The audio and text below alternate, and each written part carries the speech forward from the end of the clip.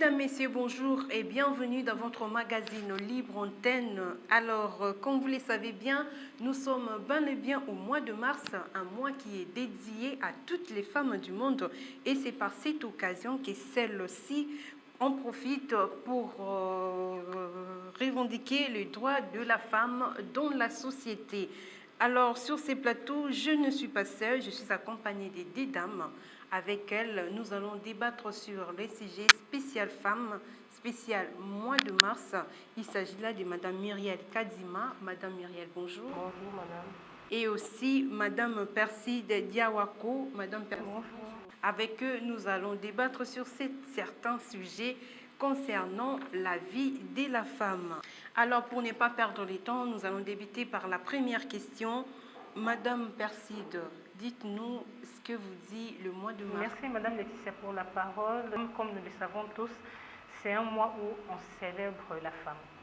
Contrairement à ce que nous croyons, ce que l'on observe au niveau dans la société, en fait, le mois de la femme, on reconnaît en fait sa lutte pour l'égalité des sexes. On reconnaît la lutte de la femme lorsqu'il faut se battre contre toutes sortes de stéréotypes. En fait, ici, en RDC, souvent, on a l'habitude de limiter cette journée à des histoires qui peut-être n'en valent pas la peine. On a comme l'impression qu'il suffit de porter le pagne, il suffit, je ne sais pas moi, d'aller le soir s'amuser avec les amis, avec le pote, parce que c'est le mois de la femme, en fait. On les limite en fait à des histoires vraiment dont on ne devrait peut-être pas accorder plus d'importance. Donc moi je pense que c'est une journée où nous devons capitaliser cette lutte. On doit faire un état des lieux où nous en sommes. Ici en RDC, est-ce que réellement la femme occupe sa place? Est-ce que réellement le combat que nous sommes en train de mener, est-ce que nous avons quand même atteint un certain niveau? Qu'est-ce que nous pouvons dire par rapport au bilan réalisé? Parce que c'est pratiquement toutes les années que nous célébrons cette journée. Est-ce que ça en vaut quand même la peine de continuer à la célébrer où nous en sommes actuellement? Donc je pense qu'on devrait quand même se remettre en question et puis débattre sur de vrais sujets et puis arrêter de limiter cette journée au port, par exemple, du pagne. Madame Myriel, le mois de mars vous dit-il quelque chose? Bon, merci pour la parole. Selon moi, la journée internationale de la femme est une journée pour rendre hommage aux réussites obtenues par la femme dans plusieurs domaines. Je peux citer le domaine social, économique, culturel, politique, ainsi de suite. Mais aussi, c'est un appel à agir pour renforcer l'égalité entre femmes et l'homme et accélérer l'autonomisation des femmes. En marge de la célébration de la Journée internationale de la femme, quelles sont, selon vous, les recommandations que vous pouvez faire à l'endroit des autorités du pays pour que la femme occupe une grande place dans la société? En fait, merci pour la question. Moi, je pense qu'il faudrait que les autorités tiennent compte des recommandations que nous cessons de formuler à l'occasion de cette journée. On parle de la parité homme-femme, hein? Il faut que cette parité-là soit réelle. Effectivement, c'est parmi les recommandations que nous formulons aux autorités, mais il ne faudrait pas que ces recommandations restent lettres mortes. C'est pratiquement le même chose. En fait, nous ne faisons que répéter le même chose. On demande qu'il y ait égalité des sexes, on demande que, par exemple, dans des sociétés, dans des entreprises, que la femme puisse aussi occuper des postes de responsabilité. En tout cas, vraiment, il y a beaucoup de recommandations. Moi, je pense qu'il est maintenant temps de passer à l'action. On ne doit pas seulement se limiter à formuler des recommandations, à demander aux autorités de faire ça, de faire ceci, de faire cela, mais cette fois-ci, il faudrait maintenant qu'ils prennent compte du cahier de charges de femmes. Essayer aussi de faire un état des lieux, essayer de voir de toutes les recommandations qu'on a eu à nous soumettre dans le passé, qu'est-ce qui a déjà été fait, est-ce que ce que nous avons pu déjà réaliser, ça va à la hauteur des attentes de femmes. Donc je pense que c'est ça que je pourrais peut-être proposer aux autorités. Vraiment, c'est pratiquement chaque année, comme je l'ai dit, c'est pratiquement chaque année qu'il y a des séminaires, qu'il y a des forums à ces sujets, il y a de Rien femmes. qui n'a On a comme abouti à rien l'impression jusqu'à que, bon, présent. pas que c'est, mais on a comme l'impression qu'il n'y a pas vraiment d'efforts qui ont été, ou comment je peux dire, des réalisations qui ont été accomplies dans ce sens. On a comme l'impression que c'est vraiment le statu quo. On ne fait que revenir sur la même question, on ne fait que revenir sur le même problème que nous soulevons à tout moment. Et apparemment, du côté des autorités, c'est vraiment la sourde d'oreille que nos autorités sont en train de faire. Donc je pense que nous devons vraiment avancer. Cette fois-ci, nous devons aussi dire que voilà, en tout cas, les autorités ont quand même entendu nos doléances et nous avons vu déjà qu'il y a un pas concernant ça, tel point, tel sujet. Avec la pandémie de la Covid-19, Madame Persil, qui vient de frapper les mondes, je ne sais pas si vous êtes au courant du message que vient de lancer la ministre du Genre et Famille en interdisant les différentes manifestations concernant la journée du 8 mars. Est-ce que, selon vous, ce genre de recommandation marchera encore puisque cette année, la femme va baisser les bras? Non, je pense que c'est... Bon, en fait, la ministre a raison d'interdire le rassemblement, le marche. C'est tout à fait normal puisque, comme nous le savons tous, le monde est confronté à la Covid-19. Et parmi les mesures qu'on préconise pour pouvoir lutter contre cela, il y a notamment le respect de gestes barrières. Et dans le respect de gestes barrières, nous voyons notamment la distanciation sociale et tout. Et vous voyez que lorsqu'il y a des rassemblements, il y a de fortes probabilités pour que la contamination s'efface en masse. Donc je pense par rapport à cela, on ne peut pas tenir rigueur à la ministre du Genre. C'est tout à fait normal et c'est conforme à toutes ces recommandations. Mais n'empêche que l'on poursuive dans notre lutte. Il y a des forums qui se font... Comment poursuivre vu que... Mais oui, on n'a pas seulement besoin de se rassembler quelque part, de faire des marches pour pouvoir revendiquer. Non, pas du tout. Il y a des forums qui se tiennent même en ligne, on le voit. En ligne, il y a des forums qui se tiennent. Il y a même des émissions pareilles. Vous voyez, vous nous avez invités, on n'a pas... Ça ne demande pas pour faire passer notre message, ça ne demande pas nécessairement que l'on puisse descendre dans la rue, non, pas du tout. Donc il y a des émissions qui se tiennent dans des plateaux, il y a des conférences également qui se tiennent, mais on respecte la distanciation sociale. Donc on veille à ce qu'on ne soit pas collés l'une contre l'autre. C'est question seulement de rester sur nos gardes. Donc on peut tout de même continuer notre lutte en respectant les mesures édictées par les autorités. Merci beaucoup, Madame Persil. Madame Myriel, quelles sont selon vous les recommandations que vous pouvez faire à l'endroit de l'autorité du pays pour que le principe de la parité homme-femme soit réellement d'application en République démocratique? Je demanderai aux autorités de considérer la femme comme étant un être fort et non un être faible. Parce que ce que peut faire l'homme, la femme peut aussi le faire convenablement. La femme est capable de faire peut-être ce que l'homme ne peut pas faire. La femme sait transmettre la vie. Dans l'entreprise, par exemple, ce que l'homme peut faire, la femme aussi peut le faire. La femme peut tout faire. La femme joue un rôle important au sein de la société. La femme aussi a cette capacité-là de donner le meilleur d'elle pour que la société marche parfaitement bien. À ce propos, Madame Laetitia, je voudrais aussi ajouter quelque chose. Quand même, c'est quelque chose que nous devons quand même louer. Il y a quand même des avancées significatives que nous avons pu observer au cours de ces quelques années, quand même. Hein. Il faut se le dire, on ne doit pas toujours être là à condamner, à dire que ben voilà, la femme doit faire ça et ça. Il y a quand même des avancées dans les entreprises, par exemple. On a remarqué que quand même, on commence à reconsidérer la femme.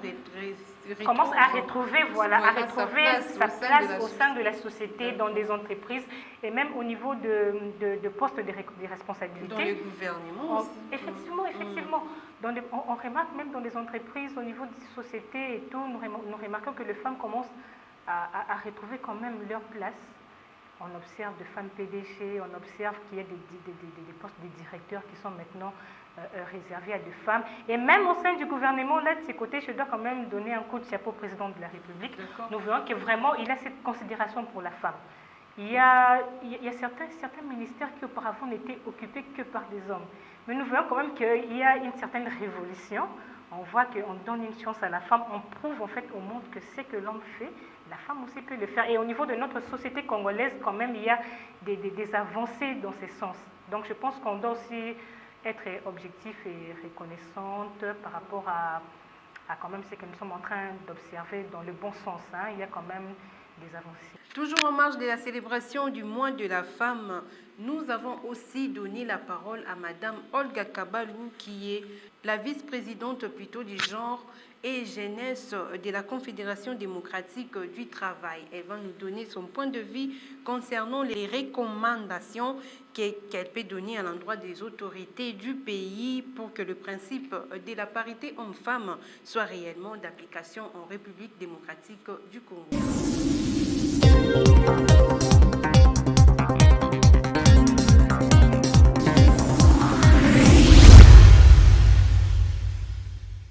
Ce que nous pouvons demander à l'autorité politico-administrative, personnellement nous évoluons dans les entreprises, c'est qu'on puisse instaurer une politique genre dans les entreprises. C'est vrai, quand nous parlons de la politique genre, d'abord nous voulons qu'on puisse dépolitiser les entreprises où nous évoluons. Donc ça veut dire dans les conseils d'administration ou le comité de gestion des entreprises, nous devons retrouver des femmes. Ce n'est pas qu'on va donner aux femmes, mais nous appelons ça une discrimination positive. En quoi elle est positive? Ça veut dire il y a un homme, il y a une femme qui mérite un poste, vaut mieux privilégier celle de femme. Bien sûr, j'insiste sur la méritocratie.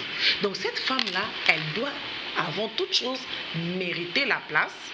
Et en parlant de la discrimination positive, c'est cette femme-là que nous devons mettre. Parce que nous savons effectivement que le rôle que joue la femme dans la gestion de la chose publique s'avère très important.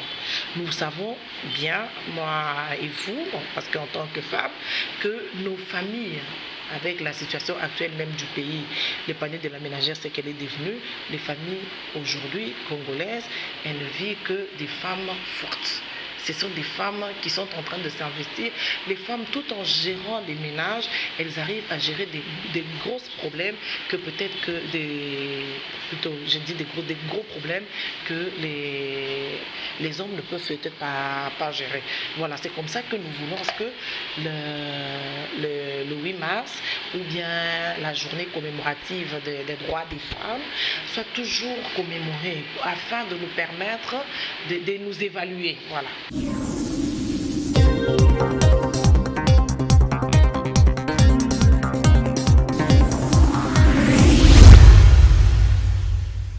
Il s'est même passé dans notre pays pour la première, bon, il y a d'autres personnes qui disent que c'est pour la deuxième fois qu'on a eu une représentante femme au niveau de l'Assemblée nationale, une femme forte. Même au niveau du ministère de l'économie, il y a maintenant une femme qui est en train de piloter ces ministères. Je crois que depuis la RDC, ce que nous avons eu dans le passé, un ministre femme, je crois peut-être, je ne sais pas, en tout cas peut-être un ou deux, je crois en tout cas qu'elle doit être soit la deuxième. Hein. Et sur ces points, vous direz que nous sommes déjà dans le bon. Je pense qu'il faudrait donner vraiment l'occasion aux femmes d'exposer leurs compétences. Vraiment, quand on ne nous donne pas ces occasions-là, ce sera difficile de faire voir, de montrer à tout le monde que nous, aussi les femmes, nous pouvons faire comme les hommes, voire même mieux qu'eux. D'accord, on va parler d'autre chose. On va aller dans nos différentes familles. Là, je vois Madame Myriel, je vois que vous êtes mariée. Alors, dites-nous comment vous faites pour combiner la maison, ta famille plutôt, et puis les travails. Merci. Bon, c'est une question d'organisation simplement. Ce n'est pas une chose facile, je peux l'avouer, mais ça demande seulement de s'organiser. Par exemple, quand je sors le matin, si j'ai reportage, je sais déjà que non, j'ai déjà rangé à la maison. Je sais que quand je serai à mon retour, je vais faire ça, je vais faire ça. Et le métier ne vous complique pas? Il ne complique pas parce qu'il comprend. Il sait au moins que non, j'ai cette volonté-là de bien faire les choses. Bien que le travail, parfois, me contraint à faire certaines choses, pas de la bonne manière. Mais en tout cas, je fais de mon mieux pour ne pas déranger dans mon foyer, c'est ça un peu. D'accord. Madame Perside, on a reconnu dans les temps passés, il y avait ces hommes-là qui interdisaient, même aujourd'hui ça continue, hein, il y a des hommes qui interdisent leurs femmes de travailler. Alors, que pouvez-vous dire par rapport à ces gens de comportements? Je trouve que c'est injuste en tout cas, c'est un comportement à décrier. Il faut donner les mêmes chances aux femmes comme on les donne aux hommes. La femme, en tout cas, nous sommes en plein 21e siècle. On doit essayer un peu d'évoluer. On doit essayer d'évoluer. Pourquoi interdire à la femme de travailler? Et d'ailleurs, comme vous le savez très bien, actuellement, les personnes qui tiennent la maison, mettons, c'est la femme. Nous traversons une crise quand même socio-économique. L'argent ne circule pas comme tel. Alors maintenant, d'ailleurs, les hommes actuellement privilégient d'ailleurs les femmes, en fait, quand ils sont à la recherche de quelqu'un avec qui partager les restes de leur vie.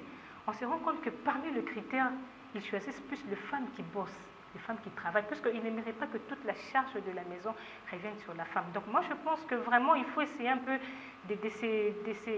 d'abandonner tous ces stéréotypes qu'on avait sur les femmes, que sa place, c'est à la maison, la femme doit s'occuper de la maison, des enfants. Non, on doit se surpasser. On doit se surpasser. On doit donner l'occasion à la femme aussi de s'épanouir, l'occasion de donner à la femme de montrer à la face du monde, comme je l'ai dit tantôt, qu'elle aussi, elle peut travailler, elle peut diriger une entreprise, que la femme aussi est capable de diriger même tout un pays. Donc vous voyez, on doit vraiment se surpasser, on doit abandonner toutes ces anciennes pratiques-là qui mettent encore la femme au bas de l'échelle. Vraiment, je crois que vraiment à travers cette émission, je vais lancer encore un appel à l'endroit de tous ces hommes. Le temps viendra, madame. Ok, désolée, je suis un peu allée. Ça existe dans les différents foyers. Vous allez voir les hommes interdire la femme de ne pas travailler. En tout cas, les lots, aucun salanati. Dans le comme salani comme sauté. Aucun été. Que pouvez-vous dire à l'égard de ces comportements? Non, c'est quelque chose à décourager, c'est pas quelque chose à encourager, parce que la femme aujourd'hui, vu la vie actuelle, la femme est là pour épauler l'homme. La femme est là pour aider l'homme. Même la Bible nous dit, la femme est une aide semblable à l'homme. Alors si aujourd'hui l'homme interdit à sa femme, soit par jalousie de ne pas travailler, soit par orgueil, bon, en tout cas, moi, je trouve que ce n'est pas une meilleure méthode. Vous savez, d'abord, je peux aussi parler du rôle de la femme dans la famille. La femme joue un rôle très important au sein de la famille. C'est elle qui transmet la vie. La fonction de la maternité est celle qui lui est plus appréciée.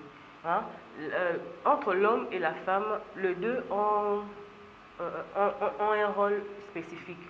Mais la femme a un rôle vraiment essentiel au sein de la famille, parce que dès la naissance de l'enfant, c'est la femme qui accueille l'enfant, c'est la femme qui éduque, c'est la femme qui, comment on peut dire ça, c'est l'éducatrice, la première éducatrice de l'enfant. D'ailleurs, les processus de la personnalité de l'enfant dépendent de la femme. Alors la femme joue un rôle très très important. Moi je dirais aux hommes qui ont l'habitude d'interdire à leurs femmes d'aller travailler ou d'aller vendre ou d'aller faire quelque chose pour juste aider la famille, d'arrêter, parce que ce n'est pas une bonne méthode. C'est une erreur grave, une erreur vraiment grave. La femme a une influence considérable d'ailleurs sur les décisions importante de son mari. Donc c'est quelqu'un qu'on ne peut pas négliger, c'est quelqu'un qu'on doit écouter, parce que elle est là pour aider l'homme en fait. Donc c'est un peu ça. Dirigeons-nous à la politique. Madame Perside, vous le savez très bien que bientôt là sera la sortie du gouvernement Sama Lukombe. Comme nous l'avons toujours souhaité, nous voulons qu'il y ait quand même une grande représentativité de femmes au sein du gouvernement, mais pas n'importe quelle femme. Ce n'est pas dit que parce que c'est une femme qu'on va automatiquement la prendre et puis lui donner des postes de responsabilité tels que être à la tête d'un ministère. Non. C'est vrai qu'on doit donner la chance aux femmes, mais on doit chercher des femmes compétentes. Parce que vous savez, il y a de grands défis à relever, on a vraiment beaucoup de secteurs dans les pays. Une femme qui va aller défendre. Exactement. Il y a beaucoup de secteurs dans le pays qui, en tout cas, qui ne marchent pas. Alors, on doit trouver des têtes qui sont très bien faites, des personnes qui vont quand même accompagner le président, qui vont permettre au président de relever les défis, de permettre au président d'atteindre ses objectifs. Alors, on ne doit pas prendre n'importe quelle femme. Donc, il faudrait vraiment insister, tabler sur la compétence c'est la compétence, sur que ces femmes aient de bonnes valeurs, que ces femmes soient vraiment à la hauteur des attentes de la population. Donc je pense, c'est ce que je l'ai dit tantôt, on ne doit pas seulement se limiter à crier, à parler de l'égalité des sexes, que oui, la parité et tout. Oui, mais il ne faudrait pas qu'on place n'importe qui. Mais exactement, on ne doit pas placer n'importe qui, une personne qui n'a peut-être jamais étudié, et puis voilà, on la prend, on la place là, et puis après on se rend compte que c'est une personne qui n'arrive pratiquement à rien faire. Donc on doit avancer. Raison pour laquelle, je le dis toujours que les femmes, nous ne devons pas négliger les études. En tout cas, lorsque nous sommes sur le banc de l'école, on doit vraiment donner le meilleur de nous, apprendre suffisamment pour qu'une fois on nous place devant certains, enfin on nous place on nous donne des postes de responsabilité, comme j'allais le dire, qu'on arrive quand même aussi à défendre nos diplômes, qu'on arrive à défendre nos compétences. Il ne faudrait pas qu'on puisse quand même aller là et puis on étale vraiment notre bouzobiri, si je peux le dire comme ça, que tout le monde va ah bolo bakaka moi c'est t'as la besoin moi c'est bâtir les si quand on a azoko kane ko lobelo côté azoko kane ko sala malonga te non on a moins peu na biso ba tutozo se battre pour na to valoriser ba droit ya basi to ko manquer loko ko lobana ba détracteur na biso na ba oh baza bazo kanisa que place ya moi c'est ça dans la maison, place ya moi c'est ça à la cuisine, place à moi c'est ça pour veiller sur bana. Donc il faudrait quand même que ton bazo mona en tout cas moi so pe to mona kaza na mutu aza na tête hein quand même au moni wana na bato ba jaloux na biso wana ba jaloux basi ba mibali oya kala no baza na ba ancienne mentalité wana ikokanisa bon quand même monoko. Donc vraiment la femme, il faudrait que c'est vrai que tous défendre les droits de la femme, c'est vrai que tous que moi si il faut payer à la poste bon mais il faut payer tu vas quoi assumer payer batache en c'est pas que batia bino kuna bazo tia kuna atali ozo ko lo batata ko komozo ko komate non. Voilà, c'est un peu ce que je pouvais dire. Madame Muriel, je vous repose la question, quel est votre souhait en termes de la présence des femmes dans le prochain gouvernement? Bon, mon souhait c'est que la femme soit beaucoup plus représentée, que la femme puisse bannir la peur. Parce que parfois on dit que non, l'État ne prend pas en considération les femmes, tout ça, alors que parfois ce sont nous-mêmes les vrais problèmes. On a parfois peur d'assurer certaines tâches, des grandes tâches. Alors, on se limite, hein, on s'est dit, et moi je ne peux pas, mais il y a aussi un autre facteur qui empêche à la femme d'accéder au poste de prise de décision, quoi. Parfois, c'est compte tenu aussi de leurs responsabilités domestiques et familiales. Tu peux te dire, bon, je ne peux pas oser parce que j'ai telle tâche que je dois assumer à la maison. Je ne dois pas abandonner mes enfants, ils sont encore petits. Oser. La femme doit travailler parce que c'est en travaillant qu'on construit le pays. C'est en travaillant qu'on ajoute un plus à l'épanouissement du pays.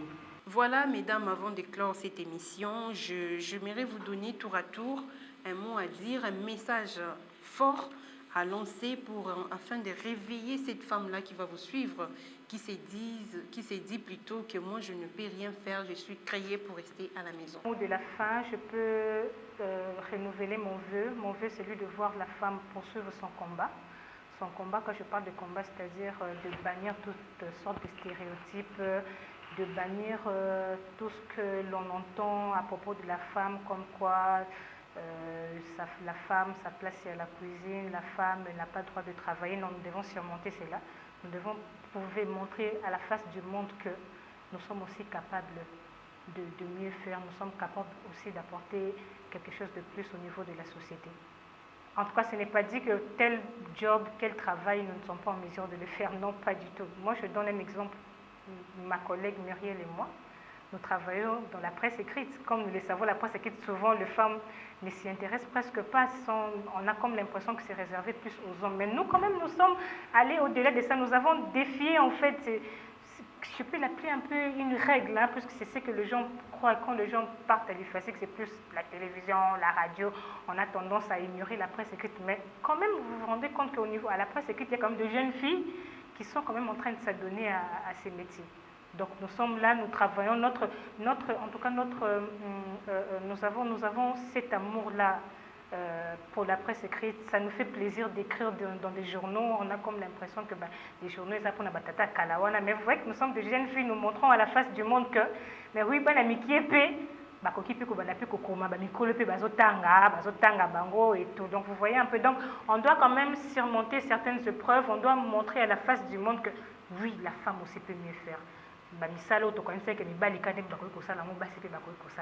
Donc la femme doit se valoriser, la femme doit mettre dans sa tête que Aza une personne inférieure, Aza égale à l'homme.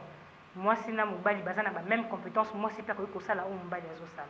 Merci beaucoup Madame Persile, Madame Myriel. Un conseil à l'endroit des femmes qui n'ont pas le courage de se lancer dans les secteurs où les hommes sont les plus actifs. D'abord, je dirais qu'il y a certaines femmes qui abandonnent précocement la scolarité pour diverses raisons. Dans le mariage précoce, les difficultés financières. Et d'ailleurs, il y a des parents qui encouragent ces pratiques-là. Vous allez voir dans une famille, il y a 2 garçons, 2 filles. Alors, les parents privilégient les garçons que les filles. Pourquoi? Oh non, les garçons sont des responsables, ils ont de l'avenir, les femmes sont appelées au mariage, tout ça. Ce n'est pas une bonne pratique. Pourquoi? Parce que c'est que j'aurais dit ce que j'avais déjà dit, c'est que l'homme peut faire, la femme peut également le faire. C'est pourquoi je dis que la femme ne doit pas se décourager. La femme doit se donner de la valeur elle-même d'abord, doit se connaître elle-même. C'est dire que non, je suis femme bien sûr, mais je peux travailler. Pourquoi j'ai étudié? Ce n'est pas pour garder le diplôme à la maison. J'ai étudié pour mettre en valeur mon diplôme. J'ai étudié pour contribuer aussi au développement de la société. Alors, la femme, toi qui m'écoutes en ce moment, arrête de te discriminer. Tu peux faire comme l'homme. Tu es capable de travailler comme l'homme. Merci beaucoup, Madame Myriel. En tout cas, mesdames, vous m'avez fait du bien en participant dans ces magazines. Mesdames, Messieurs, je vous remercie d'avoir suivi votre magazine Libre Antenne sur les phares télévision. Alors, vous nous avez suivis, on a débattu sur les divers sujets concernant la femme, vu que c'est le mois dédié à toutes les femmes du monde. 4 mois, je vous dis merci et au revoir. Je vous retrouve prochainement pour un autre numéro. Au revoir.